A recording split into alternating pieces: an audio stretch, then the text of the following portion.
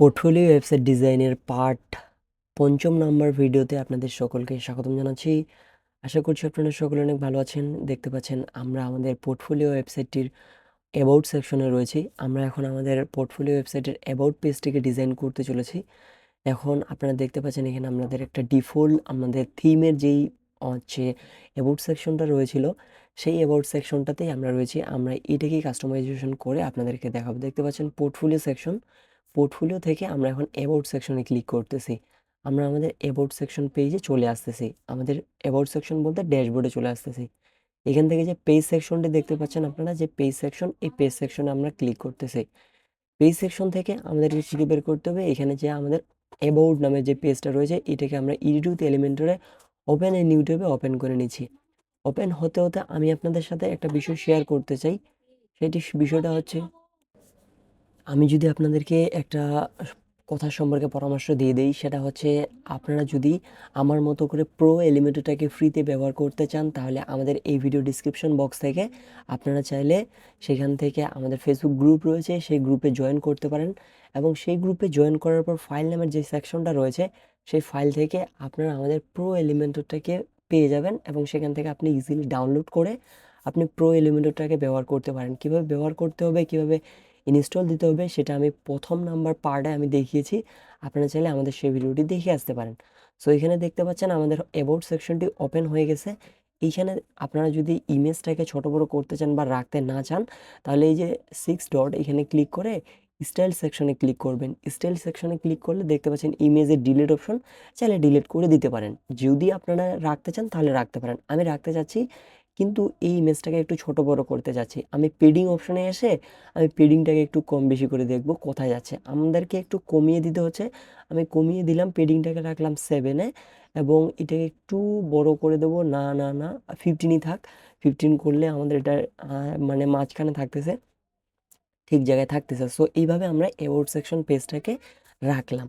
রাখার পর আমরা যদি নিচের সেকশনে আসি, নিচের সেকশনে এই সাইডে আপনারা আপনার ইমেজ দিতে পারেন, অথবা আপনার হচ্ছে যেটা একটা এজেন্সি রান করতেছেন, আপনি সেই এজেন্সির একটা টিম বেসিস নাম দিতে পারেন। যদি আপনি আপনার ইমেজ দেন, তাহলে আমি মনে করব সব থেকে বেটার হবে। এইখানে ইমেজ দেওয়ার পর এখানে ক্লিক করে এখানে আপনি আপনার নামটাকে ব্যবহার করতে পারতেছেন।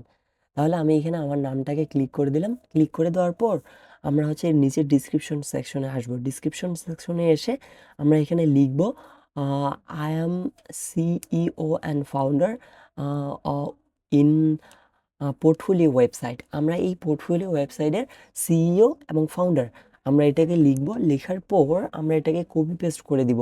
আপনারা দেখতে পাচ্ছেন আমি এখানে লিখেছি, I am A CEO and founder of portfolio website. Portfolio ওয়েবসাইটের আমি একজন সিইও এবং ফাউন্ডার।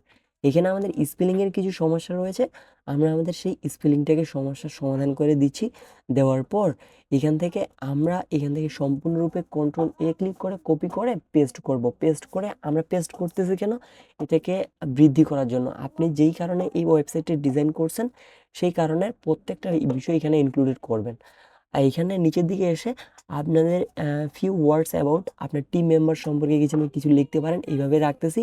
তবে ডিসক্রিপশনে এসে আপনারা কাদেরকে কী কাজে নিয়োগ দিচ্ছেন এটা লিখে রাখবেন, কারণ এটা আপনাদের ব্যক্তিগত বিষয়, কি লিখতে হবে। এটা না পারলেও আপনি সর্বপ্রথম বাংলা ট্রান্সলেটে ক্লিক করে আপনি হচ্ছে সেটাকে করতে পারেন, ইংরেজি করে এখানে সাপোর্ট দিয়ে বা বসিয়ে দিতে পারেন। এখানে এই যে টিম মেম্বারগুলো কীভাবে সেট আপ দেবেন, এখানে এসে আই বাটন অপশনে ক্লিক করলে আপনি তাদের টাইটেল এবং নেম অথবা সব কিছু চেঞ্জ করতে পারতেছেন। ইমেজ অপশনে ক্লিক করে সর্বপ্রথম ইমেজটাকে চেঞ্জ করবেন, তারপর হচ্ছে টাইটেল চেঞ্জ করবেন, তারপর হচ্ছে ডিসক্রিপশন চেঞ্জ করবেন। এইভাবে আপনি প্রত্যেকটা বিষয়ের আপনি ইমেজ চেঞ্জ করতে পারতেছেন, আপনি টাইটেল চেঞ্জ করতে পারতেছেন, আপনি তার বিষয় সব কিছু চেঞ্জ করতে পারতেছেন। এইভাবে আপনি প্রত্যেকটা ইমেজে আপনি যাদেরকে আপনার ওয়েবসাইটের মধ্যে রাখতে চাচ্ছেন তাদেরকে ব্যবহার করবেন। এর পরবর্তীতে এখানে দেখতে পাচ্ছেন আমরা সোশ্যাল মিডিয়াতে চলে এসেছি। সোশ্যাল মিডিয়া আইকনে ক্লিক করে আপনি আপনার সোশ্যাল মিডিয়ার প্রত্যেকটা লিঙ্ক এখানে সাবমিট করতে পারেন। এখানে লিঙ্কগুলো দেখতে পাচ্ছেন, এখানে শুধু সাবমিট করবেন, তাহলে হয়ে যাবে। নিচের যে পার্টে রয়েছে এই পার্টটি আপনারা চাইলে রাখতেও পারেন, না রাখতেও পারেন। রাখলে অন্য কিছু আপলোড করতে হবে। আমি ক্লোজ করে দিয়ে দিলাম। দিয়ে দেওয়ার পর এইখানে আমরা এখন শুধু প্লাস আইকনে ক্লিক করব। প্লাস আইকনে ক্লিক করে এখানে একটা স্পেস বার দিয়ে দেবো। স্পেস বার দেওয়ার জন্য প্লাস আইকনে ক্লিক করতে হবে, এখানে স্পেস এখানে এনে এখানে ছেড়ে দিলাম। ছেড়ে দেওয়ার পর এটাকে একটু বৃদ্ধি করে দেব। বৃদ্ধি করে এখানে শুধু পাবলিশ অপশনে ক্লিক করে দিব। পাবলিশ অপশনে ক্লিক করে দিলে আপনারা এখান থেকে দেখতে পাচ্ছেন যে আমাদের এটা পাবলিশ হয়ে যাচ্ছে।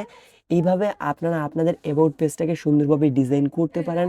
আপনারা এইভাবে ডিজাইন করলে আপনাদের পোর্টফোলিও ওয়েবসাইটের অ্যাবাউট সেকশনটি অনেক সুন্দর দেখাবে, অনেক ভালো মানের তৈরি হবে এবং দেখে যে কোনো ক্লায়েন্ট দেখে আপনার পোর্টফোলিও ওয়েবসাইটটি দেখে আপনাকে কাজ দিতে বাধ্য থাকবে।